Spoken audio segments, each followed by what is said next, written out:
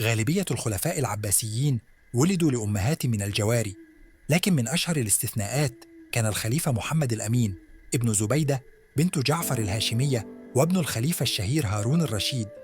زبيدة كانت تنتمي لبيت النبوة الهاشمي، مما جعل ولادتها لمحمد الأمين حدثاً مميزاً في تاريخ الخلافة العباسية، إذ كانت من الحرائر القليلات اللواتي تزوجهن خلفاء بني العباس. بسبب ندرة زواج الخلفاء العباسيين من النساء الحرائر، حظيت هؤلاء الزوجات بلقب الحرة، تعبيراً عن الشرف والتقدير لهن مقارنة بالمحظيات من الجواري.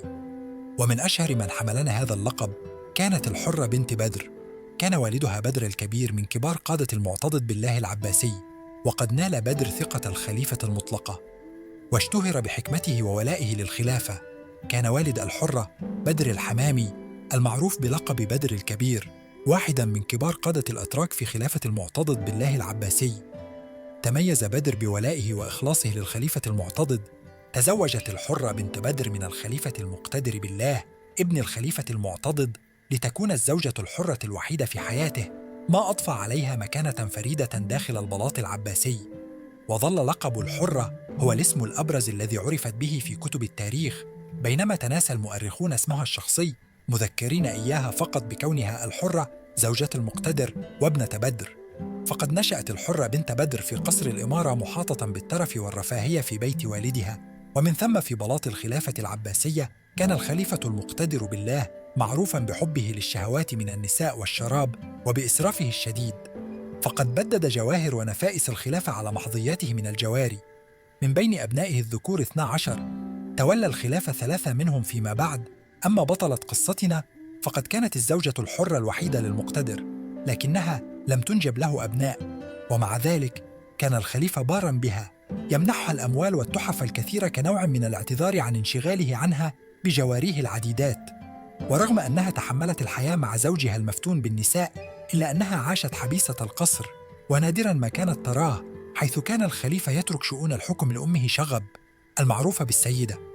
مرت السنوات بطيئة حتى قاد القائد العباسي مؤنس الخادم ثورة على المقتدر، وقتله في عام 320 هجرية بعد ربع قرن من الخلافة.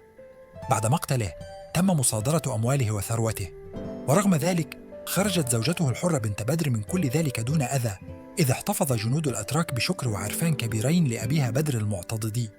وكما قال المؤرخون فقد خرجت بأموالها وممتلكاتها دون أن يصادر منها شيء بعد مقتل الخليفة. عاشت بنت بدر بحرية كاملة، حيث احتفظت بجميع أموالها وورثت ما تبقى من والدها من ضياع وأموال. لكن الأهم من ذلك هو تحررها من سجن الزواج الشكلي الذي عاشت فيه لفترة طويلة.